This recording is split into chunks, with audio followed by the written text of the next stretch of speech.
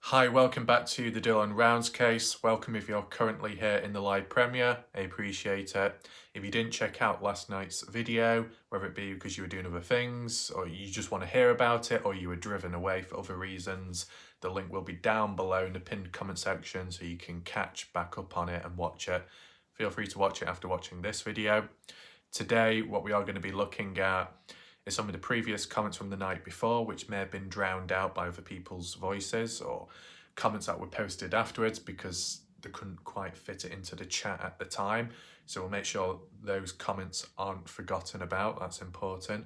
We'll also take a look on the Find Dylan Rounds Facebook page as to post what we looked at yesterday, the image of that written letter, which appeared very blurry and unreadable at the time.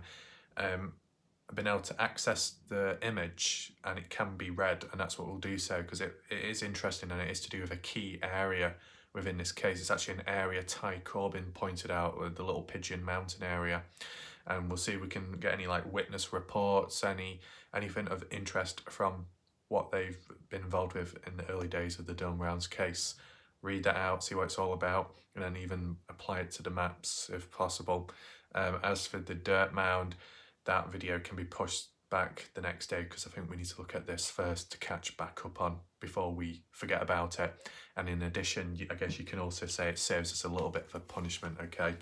Because to be honest, I do understand that some of the people in the chat last night were driven away because it got a little bit chaotic or a little bit boisterous, not in terms of verbal communication, but text-based communication. I understand that some people left. Unfortunate. All I can say is, to them.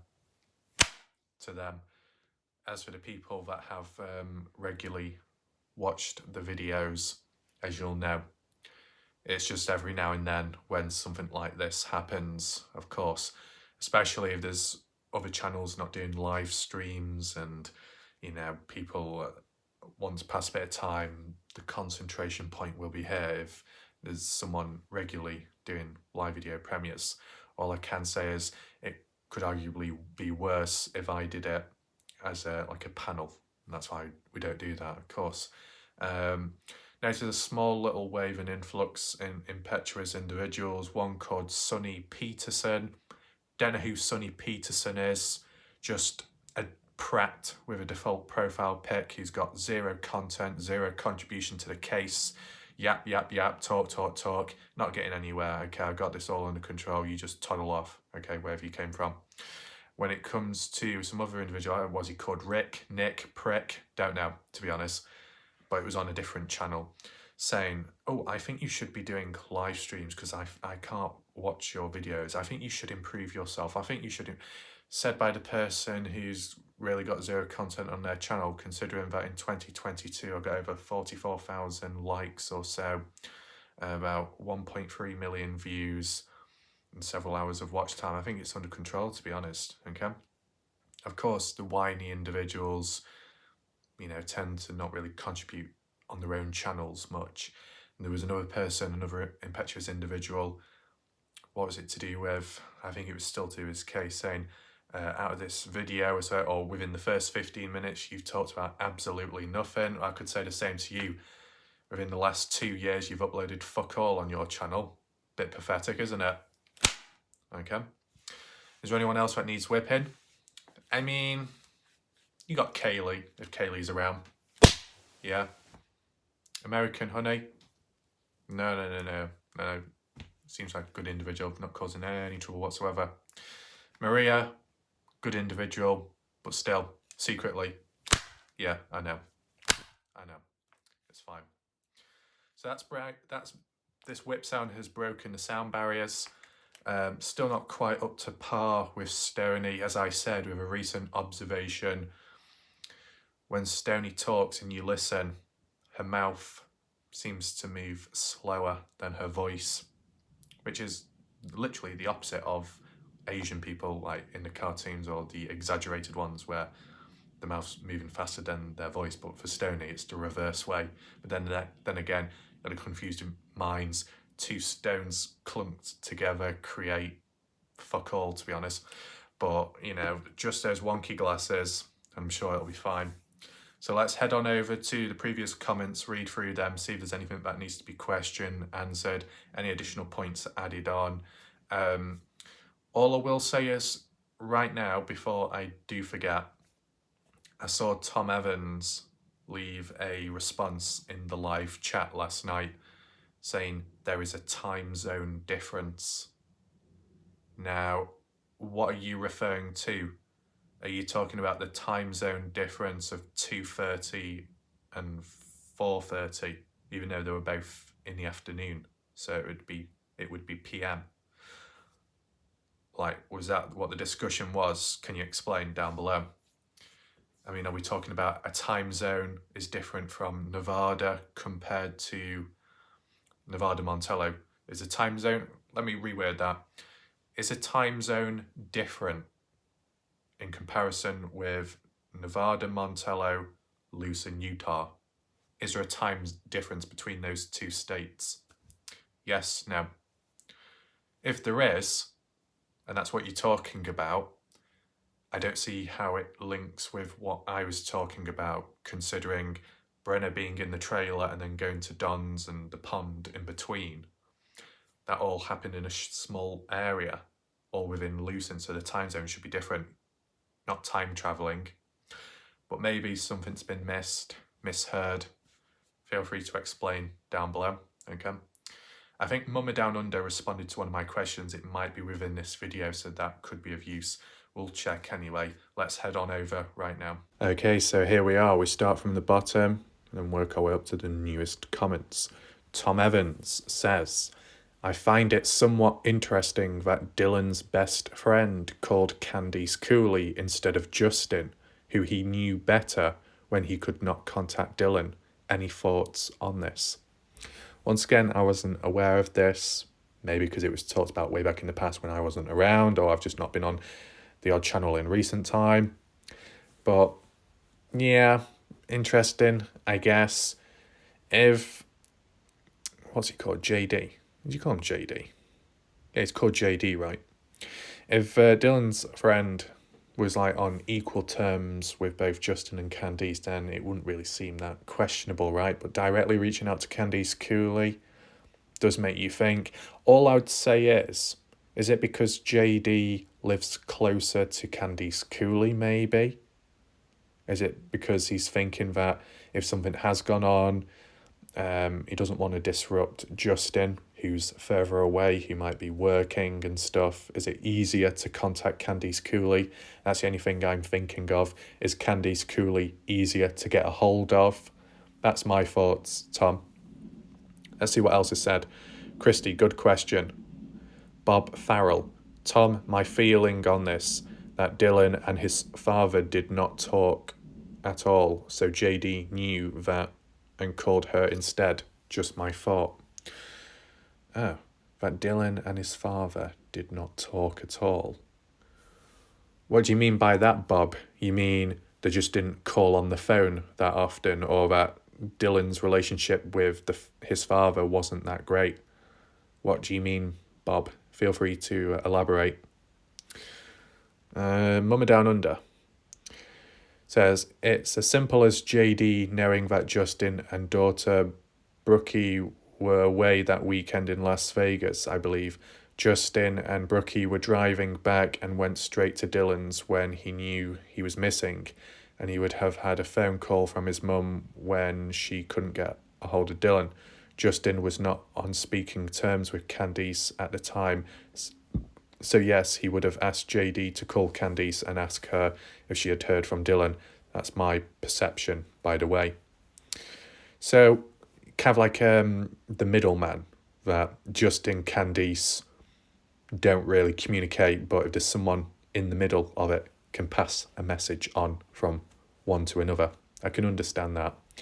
But I guess, in a way, not literally, but it's kind of brought Justin and Candice Cooley a little bit closer together. Not in that way, but on better terms. Out of this tragedy, this bad event that's gone on, it's brought people a bit closer in a more positive way. Could you argue that or not? We'll do a poll right now. It's not a really important one, but you can feel free to vote if you wish to. Do you think that's what's happened? Justin and Candice are on better terms now out of this tragic event with Dylan? What do you think? Tom says, as usual, you seem to have a good handle on this. We've got Robert once again. Ty said the seeding part of the tractor may have been defective and didn't deliver the seed correctly. I still think this is about the money to be made running a fentanyl distribution network. I mean, I was talking about the fentanyl outbreak of 2022, how it was widely used and the negative effects it can have on people. Well,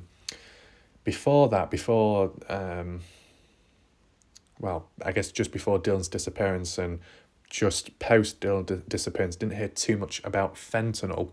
It was more about meth labs. I know drugs are drugs at the end of the day, but specific ones are different from one another, right? So that's interesting. Smooth Fishing says, what's a mum? A mum is a mother, okay? A mum, a person. I don't know about, or did you mean mom? Yeah, mum is mom is mum, okay? Americans say mom, and then people out of America say mum or mother, okay? Little language class there, I guess. So yeah, a little interesting comment there by Tom.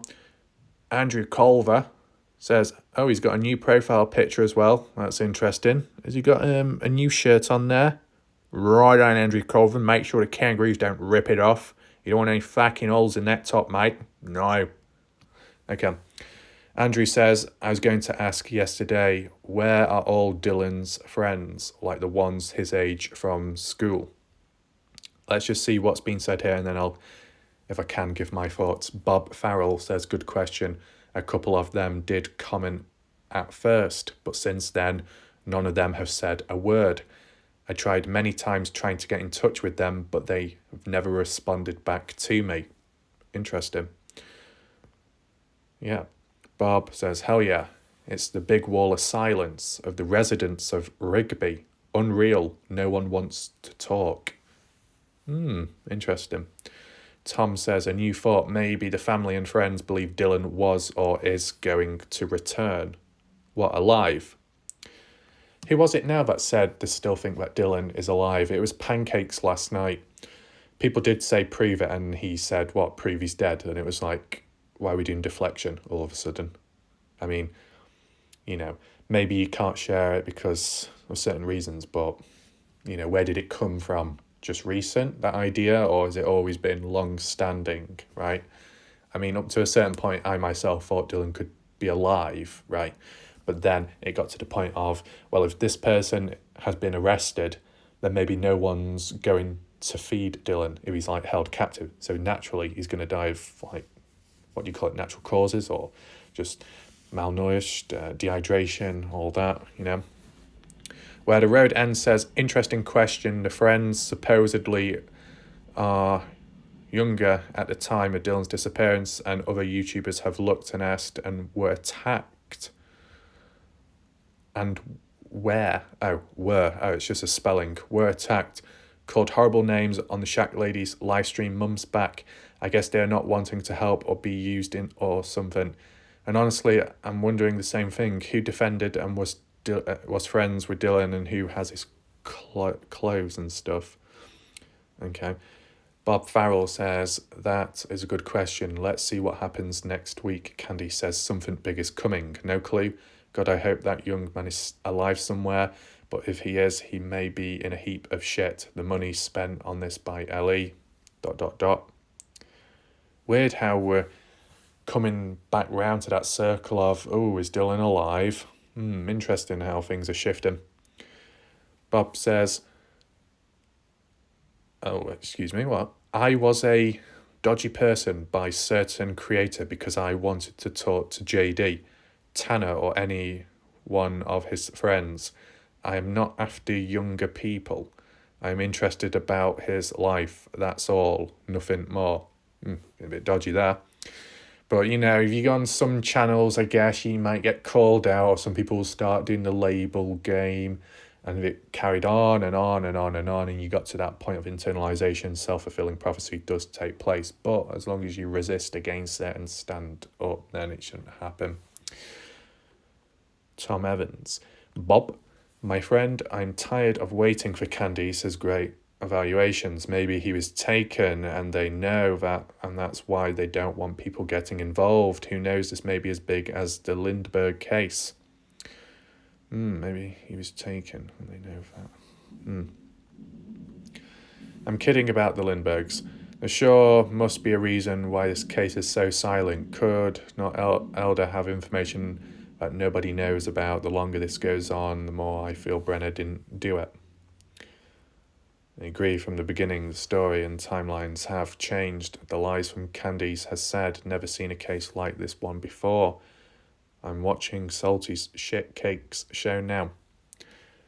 So, well, like people call each other behind the backs, but then when they're all live at the same time, it's hi, thank you, hi, welcome. Tom says, I'll watch for as long as I can stand it. Is the Shack lady okay? Okay. Where should we go back to just to read over, to give my thoughts? Was it this one here? Attacked, trying to reach out to people. Big Wall of Silence, residents of Rigby. I've heard of that Rigby before.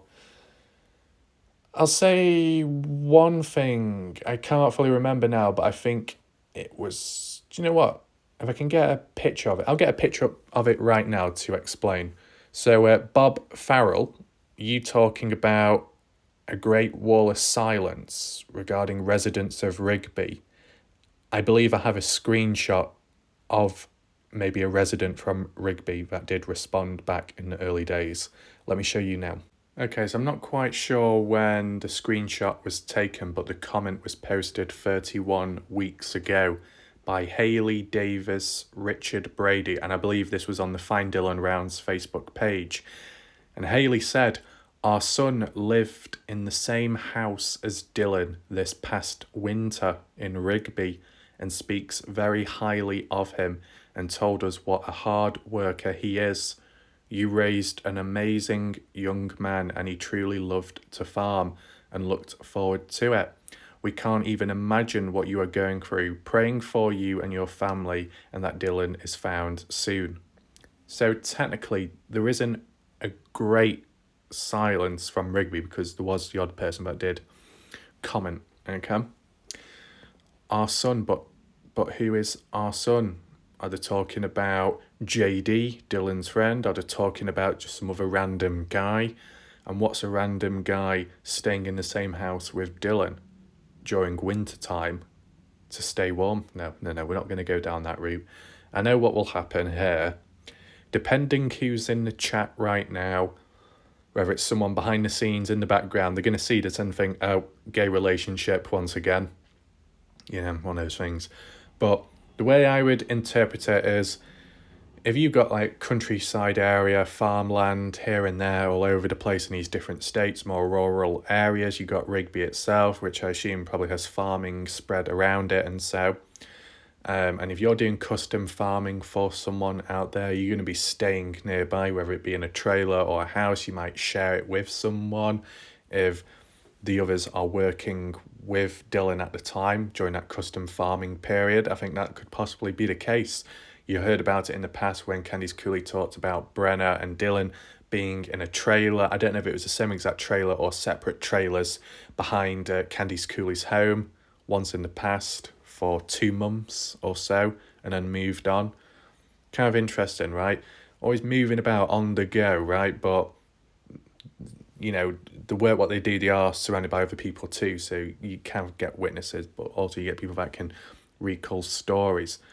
And basically, not much negative was spoken. It said, you know, he's a hard worker, he's doing well and doing everything that needs to be done. The only thing that was raised as a side point by another individual user on YouTube was that Candice Cooley didn't like or respond to this comment. Kev blanked it. And they thought it was a little bit odd and suspicious. What I would say is, maybe during that time, that period, Candice Cooley was a bit more busy, a bit more focused elsewhere or distracted, so she didn't get back to responding to all comments. in comparison to how she may now or in recent time. You get me? It is possible for that to happen.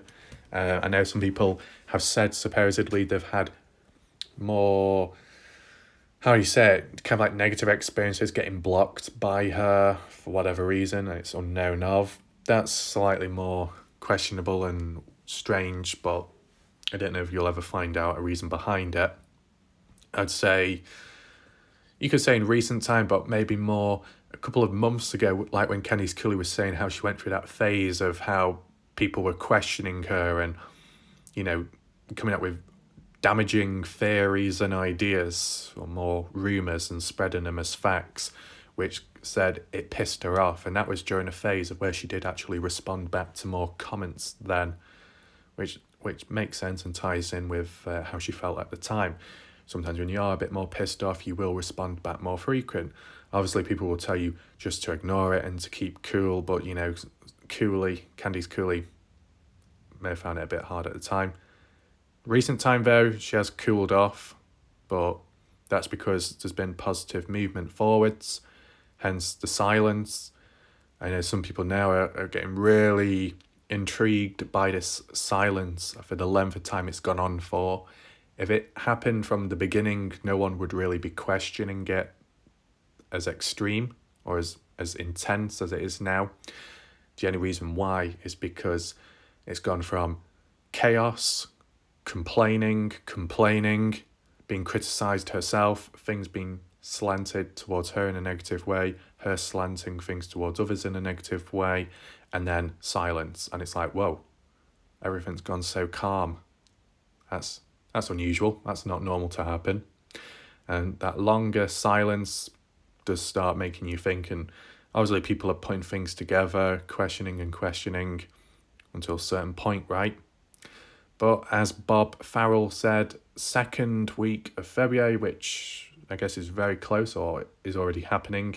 I'm not even sure what the date is today, but it's coming very soon, and we'll see what happens, right? I know Candice Cooley did say about that East Idaho News Channel interview. Maybe that interview will come after this meeting with Box Elder County, right? Sheriff's Office might have new stuff to say.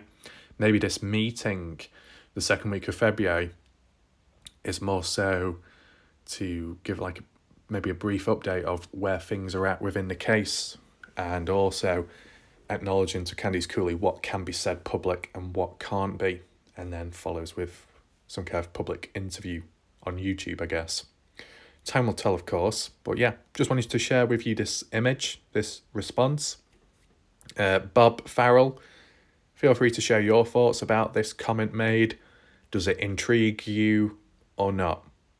Let's return back to the comment section. Right, so the only other thing I'll say in response to Andrew Culver about Dylan's friends, wherever they are at. If you haven't already, Andrew Culver, you can check one of my previous videos out. I can't remember what it's called. You'll have to try and find it yourself. But basically, I covered a post on the Find Dylan Rounds Facebook page in which Candice Cooley created a post of a photo, a recent one, 2023. I think it was in January or the beginning of February. I'd probably slant more towards January time, where Dylan's snowmobile won an award for the, I guess, best looking out of a selection of them. And how was it entered? Well, it was entered in Dylan's name, in memory, in legacy of him, but it was entered in by Dylan's friends, whoever they are, wherever they are, how many of them they are. But the friends did that to honour Dylan Rounds, right? I don't know how old Dylan Round's friends are, okay, personally.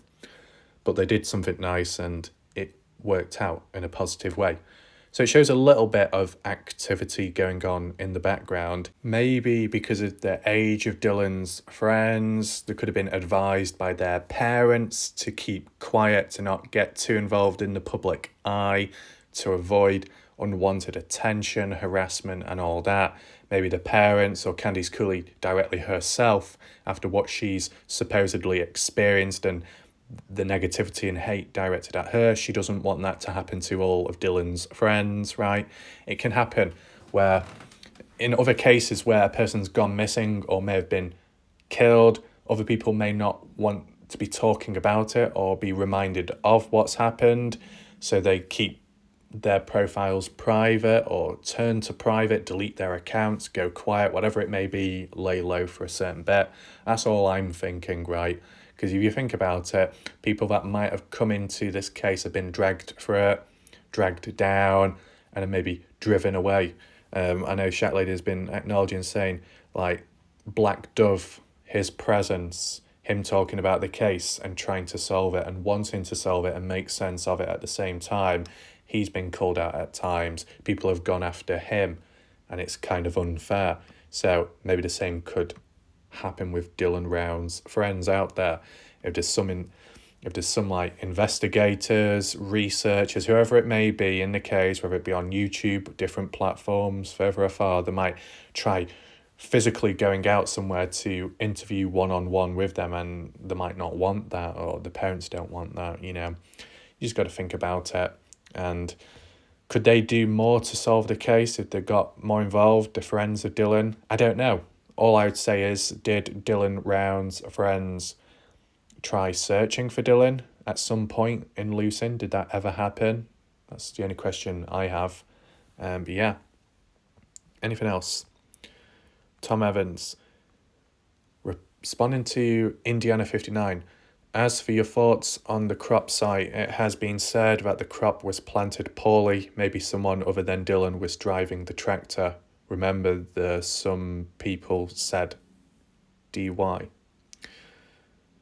Indiana says, that is the problem, Tom. Dylan, who had been farming since a child, why would he have done such a sloppy job seeding?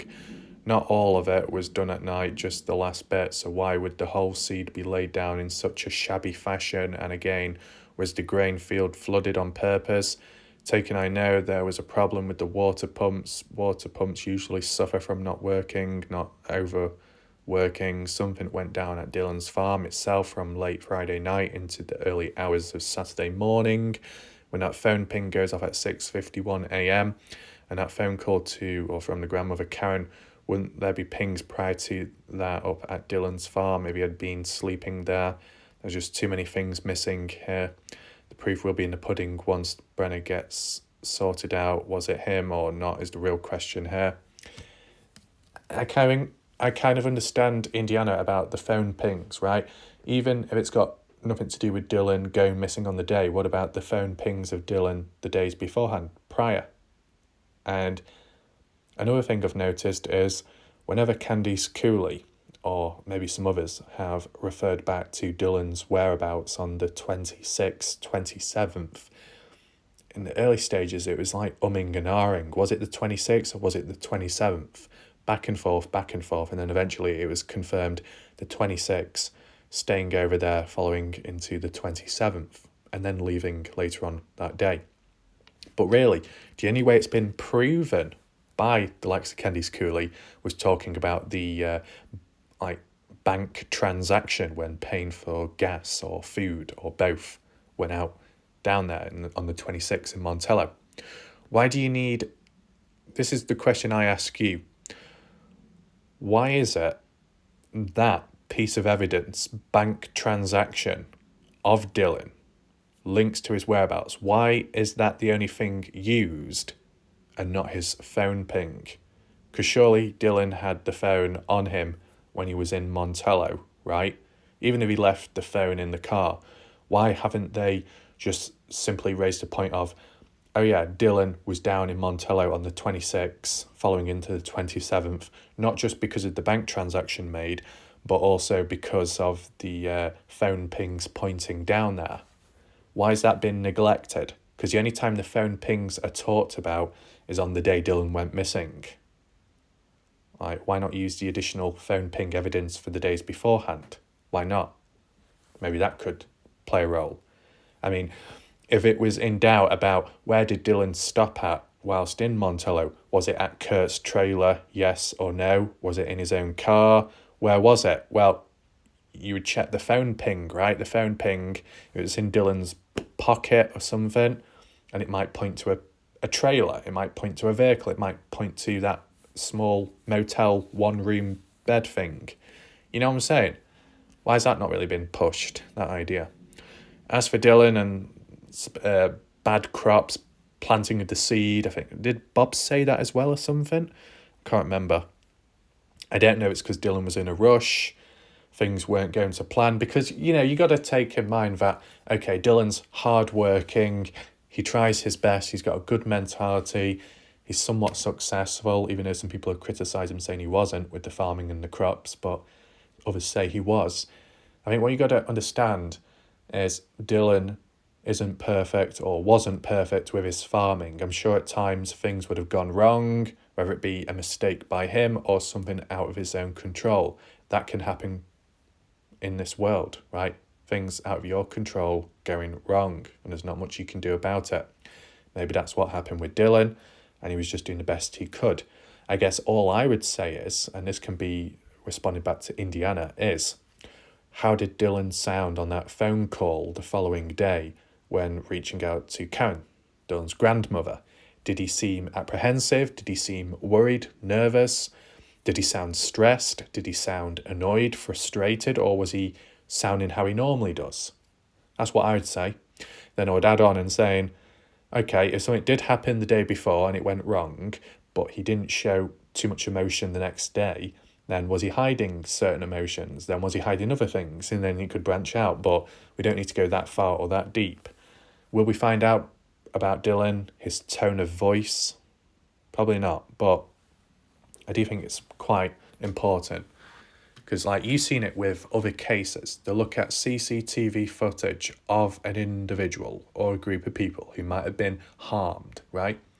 And moments before disaster, you see them hanging about, walking up and down, appearing frantic or appearing slightly nervous. They look agitated, they look scared, you know, something like that. And it can reveal how they may have felt at the time. So that's what we need to apply to Dylan. And I'm not saying, oh, how did Dylan feel when he was moments before being killed? No. How did Dylan feel the day he woke up on that day, following whatever happened the day before? You see what I'm saying? Anything else? Tom. Dylan was somewhat terrified of Chase. Maybe whatever happened Friday, not Saturday. Whilst I can acknowledge that, Tom, I thought that at one point, but then it was like, well, if there's a direct phone call and evidence to prove that Dylan did make a phone call on the Saturday, then nothing bad, really, like physically, could have happened to Dylan the day before. I mean, you could say, well, maybe Dylan was hit over the head the day before, then he went to sleep, then he woke up, he went to the grain shed, he got out, parked it up, and then suddenly fell unconscious on the ground, started having a fit, a seizure, and that's why there was vomit found on the ground. Maybe it was like a trauma, some kind of head injury from the day before, which turned into a fight. But it was that long-term effect of you go to sleep, you wake up the next day, and then you feel a head injury, delayed response. I mean, that sounds kind of interesting and possible, right? But I just don't think Dylan would accept being attacked by someone and then sleeping it off just like that. I just can't imagine it. Let's do a poll right now. Do you think something bad happened to Dylan on Friday night, the day before he went missing? Do you think that's the case? All I would say is he couldn't have been killed the day before, the Friday night, because a phone call was made to Dylan's grandmother, and I'm sure the grandmother would know how Dylan sounds. You know, the only other people out there is Brenna, Dawn, if you want to include Kurt as well, those type, Chase maybe. And, you know, they're like 40, 50 plus years old, aren't they? So the voice is going to sound completely different compared to Dylan Round's voice. So I don't think they would be able to fake Dylan's voice, right? I personally don't even know what Dylan Rounds sounds like, his actual voice. I don't know what Don or Brenner sounds like. I don't know what Chase Venstra sounds like. Does anyone else know in the chat? Have you heard their voices? Feel free to list so, if you have. What's this? Bob says, I find this very strange that they say Dylan never knew Chase. I say bullshit. Just one of those things where it's from what Candice Cooley had said. Really, the only other person that could answer would be Chase himself. Chase, did you know Dylan prior, before Dylan went missing? Yes, no. And if not that, Chase Venstra's son, because Chase Venstra's son did work for Dylan at some point, only 2 jobs, like 2 days worth of jobs, and that was it at some point in the past. So one of Chase Venstra's sons knew of Dylan, but the son didn't talk or introduce Dylan to his father. So I guess that explains that in a way. Maybe when Chase did come across Dylan on the 25th and Dylan picked him up, they were like talking, and they may have said, oh, yeah, your son, Chase, works for me at one point, and then Chase is like, oh, I see, okay, nice to meet you, and then they'd talk a little bit. I don't know the actual conversation, but that could have been a possibility. Indiana says, same thoughts here too, Tom. All the time I thought the timeline was out from Friday through into Saturday, Lord, even Thursday, given no one ever really proved they saw Dylan on Friday. It is like a lost day where others only fill in the gaps as it suits them. I mean, honestly, it can get to that point where because you're in the middle of a desert and there's really no one around, how can anything be proved if there's no cameras, not many people present? And, I guess it's difficult, but in a way you got to be grateful that there might be at least one witness here and there that may have seen Dylan, and you're supposed to take their word for it. It's not too helpful. You could question it. It might not be 100% guaranteed, but at least there's a little bit of information or some kind of witness report, right? Because if there's no one, then it's completely hopeless. It's like the Kenny Veach case, right?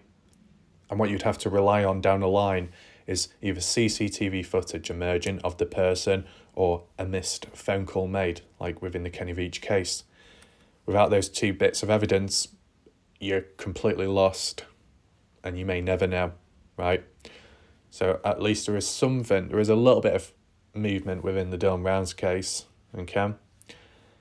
All I would say is, as long as there's positive stuff moving forwards in the case behind the scenes, and that's the main thing that matters, in between you can clear up some stuff, but I guess all I would say is if you feel like you're more confused, more so than ever now, you have no idea what to think, you don't know where to stand on this case, all I would suggest is it's not the end of the world, because if there is supposedly stuff going on behind the scenes and there's positive movement forwards and it's even kept Candice Cooley quiet, then that's something at the end of the day. I guess just be on the lookout and wait for that update to come, and then maybe it might clear up any of your past questions, and it might put things into better perspective, okay? I guess a few months ago during the quiet spell where it felt like there was no direction or anything ahead to look forward to or to hear for, to be on the lookout for, but now there seems to be things in place, right? Checkpoints, right? Tom Evans, let's go back to Chase and Robert, give some feedback, things are changing. Indiana, ha ha ha. Brenner's court date is coming up soon, let's see what happens there. Patience, yep. On thing we have learned from Box Elder is that court dates are screened to hide behind nothing will happen. The writing on the wall.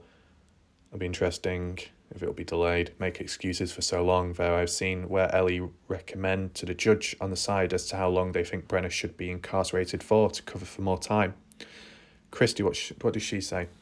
Is it possible that they are delaying the court date because they need information about other criminals from Brenner? And why aren't people talking about Don anymore? I mean, I do refer back to Don here and there, of course. It depends if people have actually followed up on Don, because we're still kind of questioning where Don is actually at right now. And even if it is in Wyoming, where exactly within Wyoming? Does anyone know? What's this one? Tom Evans. Does anybody have any feedback on the blue truck that was seen lurking in the area, then was seen by Walt and his wife leaving the grain barn property? Never heard of Walt. Walt Disney? Don't know. It's not a magical ending though. Indiana, blue truck. It just made me think of Brenner's truck. That was a mid-blue. Mama Dan Ander, I agree. I think it's Brenner's blue teal-coloured truck seen in footage from Heavy D's helicopter flyover the first week of when JB pulled the grain truck out of the shed. I think as well what we do need to acknowledge that this blue truck, I was probably one of the first ones to discover it on the maps. So if we zoom in here, in Montello, Nevada, as we've seen previously, we got Brenner's trailer before it was burnt down. This is 2019 imagery, okay? And Brenner's truck, which you could say is a blue coloured teal colour, as Mummy Down Under described. Tom Evans saying, what about that blue truck? Well, look, here it is. Obviously, it's 2019, so it's not relevant to the day Dylan went missing, but it just goes to show that, you know, Brenner's had the truck for some time, from the looks of it, right? This, I guess, is the truck that Brenner still had up to Dylan's disappearance because of the colour. It seems to check out, same colour. So it's bluish, right? Why is it down here? Ty Corbin, I think Ty Corbin or Black Dove said it's in this ditch because it can't work its way up the slight hill up to the trailer because either the brakes weren't working or something car related, the mechanics broken. But it's still drivable. So Brenner's had this truck, from the looks of it, for some time. And I assume that if Brenner did ever go anywhere, for whatever reason, using this truck, maybe attaching to the trailer, if that was ever the case. But I don't think he moved around that much. From the looks of it, he stayed in one spot for the most part of it. And from what Candice Cooley said, that Brenner wouldn't really go on the highway. You just go around the back roads and the quiet areas, so you're probably not detected, not seen by people. You could incorporate that in terms of if Brenner was going to dispose of Dylan, then Brenner probably would do it in areas where it's not near to, you know, what do you call it, human life, maybe. But yeah, I wanted to share that with you if you haven't seen it already. Roughly, just put the pinpoint coordinates here. These are the coordinates for Brenner's burnt down trailer along with his truck, which was captured in 2019. Okay. There you go. Have I been able to find Dylan Round's pickup truck on the maps? Nope. Because even at his farm, the trailers don't show up, which is interesting. I assume at that time Dylan was elsewhere doing things. So there you go. So is there any more comments to look at up here? Pam says, thank you for the updates here, for the replay timestamp about, what, I don't know what that is. For last phone ping at the pond, 2:31 p.m. Nevada, PST time. Utah is 1 hour later at MST, 3:31 p.m. Don't recall the 4:31 p.m. Okay. So I guess Pam answered that, the time zone. But I'm still kind of trying to understand what this time zone difference has to do with Brenner being in the trailer all day Friday up to Saturday 2:31 p.m.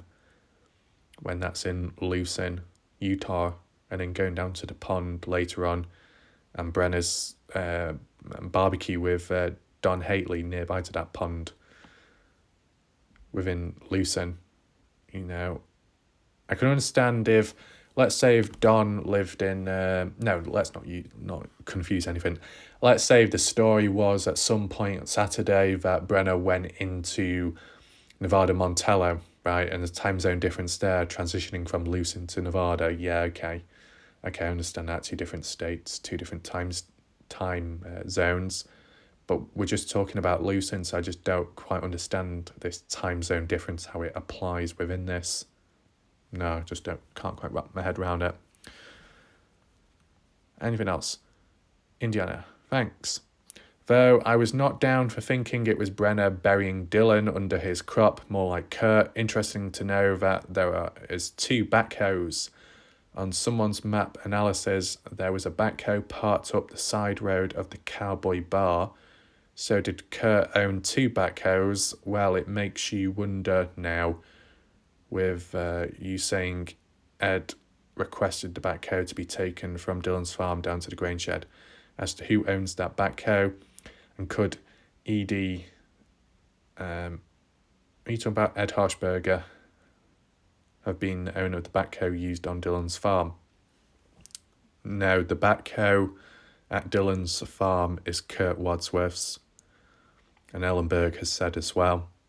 How would Ellenberg know? Well, because Ellenberg has been in the presence of Kurt and would have seen the backhoe at some point too.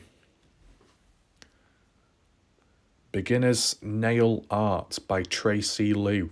Okay, so if there's any cats in the chat right now, make sure to check out Beginner's Nail Art by Tracy Liu. You might get a free nail design. I don't know, whatever. It says, would be good if you could also cover Nicola Bully case.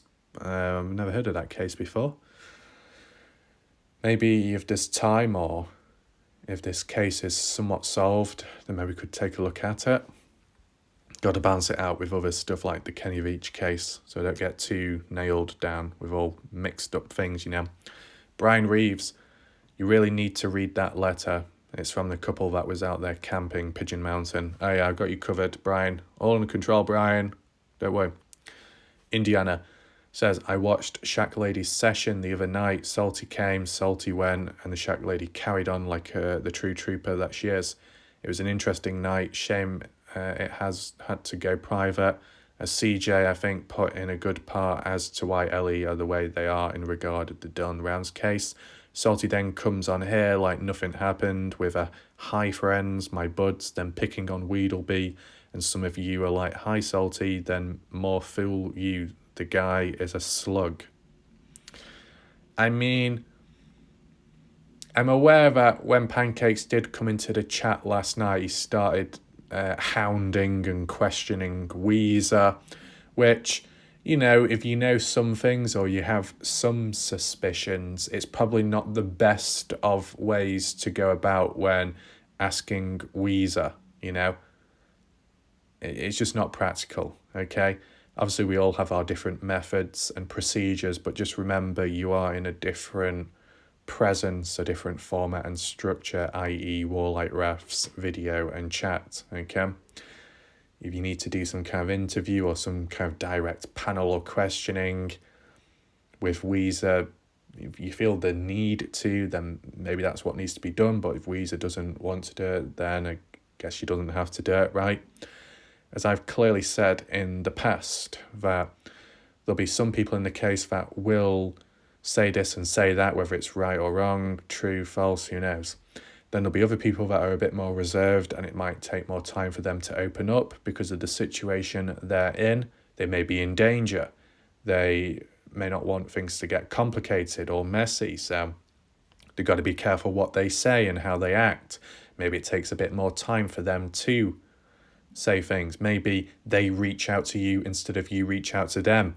And at the times of when you reach out to them, it might scare them off, or it might ruin any chances of trying to get any information out. You know what I'm saying?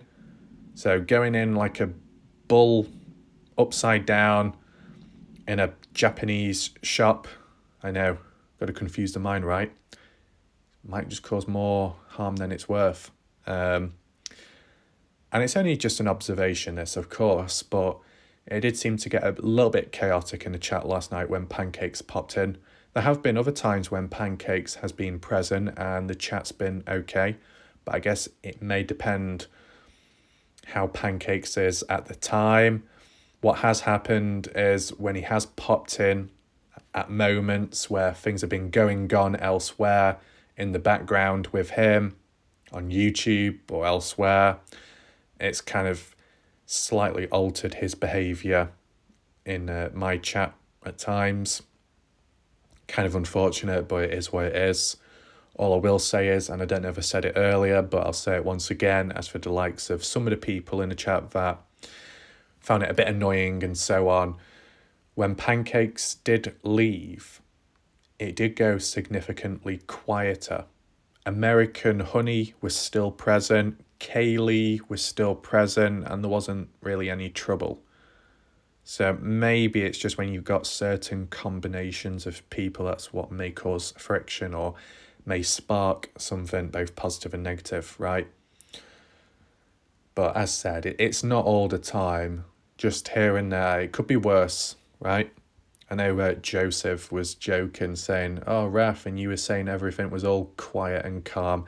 Well, you know, it's just ironic. It's one of those things where regardless in life, whenever I get positive or say something positive, something negative is immediately introduced and the positive is replaced by it. So that's why at times I appear dead in the face or in my actual reactions. Like, even if I'm playing a game and something good happens, it's like, yeah, oh yeah, that's really good, right? And it's like, no. Or if something happens in real life, oh yeah, that's really good, right? No, there's got to be a catch. Something's got to go wrong, you know, something's bound to go wrong. And it always has done in the past. So that's why you've got to adapt in behaviour. It's not fun, it's not great, but what else can you do? Simple as. That's why you end up appearing as a psychopath, because it's the only way to go. Anything else? Glenda Darlene says, Raf News, you're still my number one with the words and words are very important. I like the clear communication. Don't worry, I got you. Okay, I don't know why I did a southern accent then. It was a bit random. We've got Wrangle Inhabitant. My God, fucking hell, mate. Inhabitant. Getting really wild there. Thinking Andrew Culver might come after you. You're the Wrangler. Fucking hell, mate. He's driving his Jeep Wrangler. Crikey, is it an orange colour? I don't know. Dylan was murdered. Punked. His shoes, his left truck, the Wadsworth, his bros or Brenner did it, is the question. I'm a little bit confused by that comment, okay. Yeah, there we go. So that's it for the comments. I think now we should just move on to that Find Dylan Round's Facebook page and read that story by those searchers. So this one may be difficult to read, but don't worry, I'll read it out for you so you can just listen to it. So it reads, in mid-December, we returned to Little Pigeon Mountain to camp overnight. We hadn't returned there since May 27th and June 4th and June 5th of last year, 2022. The night before Dylan went missing, and your first big search for him the following weekend. We had quickly realised that returning to Little Pigeon would never feel the same to us. This time we threw out our tent near where we camped the night of May 27th and again could see Dylan's farm, so it's not their first time. We vividly recalled seeing the tractor working the land as we approached the mountain. As we approached the mountains that evening, and the bright lights of someone on the farm well after dark, and we recalled the hellacious rains that drove in the early morning of the 28th. We pondered the unimaginable turn of events that must have taken place within a matter of hours last May.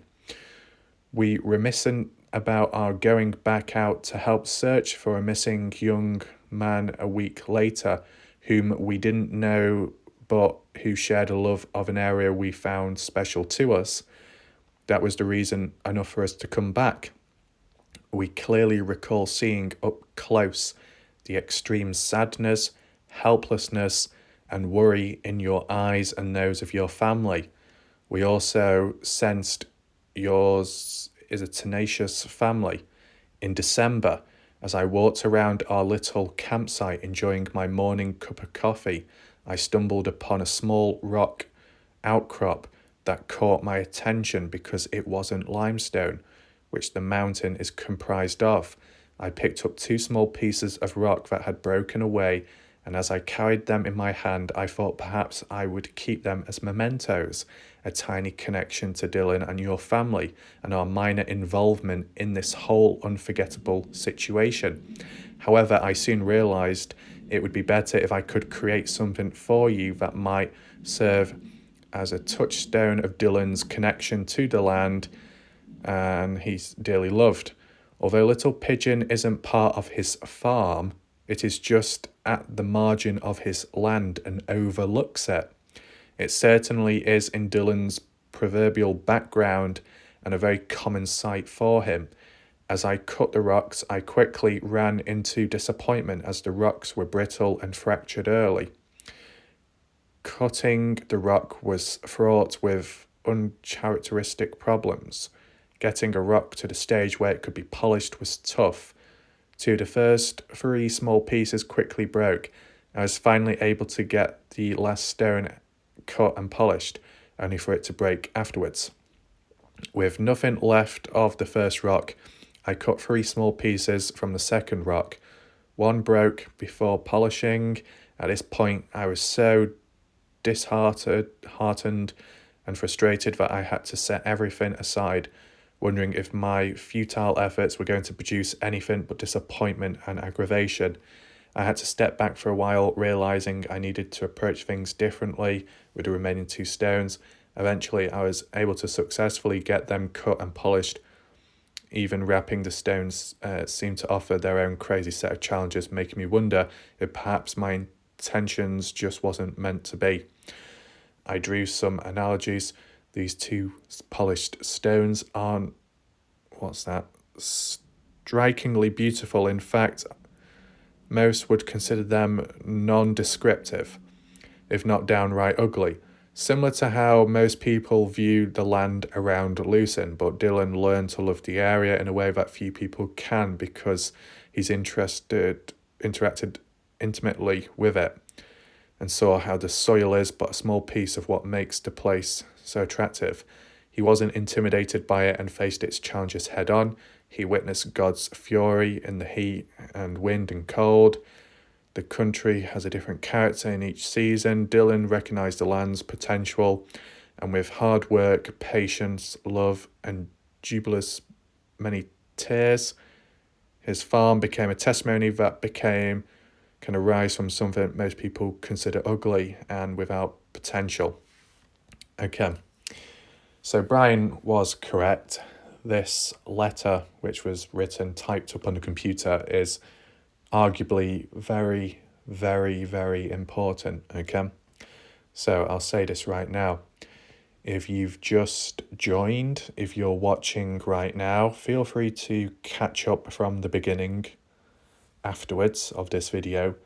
But as of speaking right now, what we are looking at is a letter written, handed over to Candice Cooley, a couple who were out there on May 27th, the day before Dylan went missing. These people, the person that's written this, typed it up, were the witnesses, the campers that saw Dylan's tractor lights on and in operation on Dylan's farm that night as they were approaching Little Pigeon Mountain to camp there. And because it overlooks Dylan's farm, they could see, right? So they're not that far away from Dylan's farm. So that's very interesting that these people have actually come out now, in a way. Kind of, you know what I'm saying? But giving their, witness report. I think we might have to do a separate analysis video on this at some point, maybe. Because I don't think I have truly done it before. Yeah. I just wanted to share this with you right now. I think there is a few more. Yeah, there we go. Here's the other one. Oh, Patsy Rainwater. Shout out to Patsy Rainwater. She appeared on my channel in the past. I don't know if she still follows or not, but I do remember her. Carries on to say, like these small stones that stood out from all the limestone around them, Dylan stood out among everyone around him. He was in no way common. He was definitely a unique individual, mature beyond his years, desirous to face life on his own terms and driven by a burning passion to farm. May these stones serve as a touchstone of you, beloved Dylan, and the connection he had to the land around Lucin. I know you have begun to appreciate the area in some small way, as you've spent countless hours and have walked countless miles there. The harsh, barren lands taken time to understand, efforts, opportunity for uncumbered introspection, solitude, and the occasional reward of magnificent sunset with loyalty thoughts. Okay. Does it give the names? No, maybe not. But yeah, no, that was very interesting to read. As said, we can do another standalone video on this to raise the points. You think about people are talking about we need backstories and we need information. Well, I think this is a solid piece to look at and analyse. And if you want me to do some kind of a map analysis in terms of point of view and what they may have seen or how it went about, feel free to vote in the poll right now. The poll can be, do you want to see a map analysis of this letter visually told as a story? Do you want that? It might be short, but it could help. And as a standalone video, I feel it's important, right? Because sometimes important stuff can get lost and buried. That's why singular videos need to be focused on specific subjects. So let me know. So I think we'll leave it there for now. I don't want to get too dragged on. Hopefully people behaved in the chat. If not, if there's anyone in the chat right now causing trouble,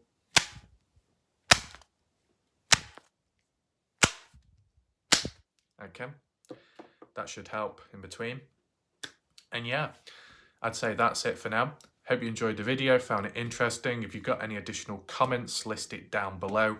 What I do need to get into the habit of, once again, is actually responding back to comments in the videos immediately, and then we can share them public later whilst talking back. I know I've answered them or responded to them in this video, but actually physically doing it at the time and liking the comments should be focused on more. Just get into that pattern again, okay? So that's it for now. See you next time, and goodbye, good night for now.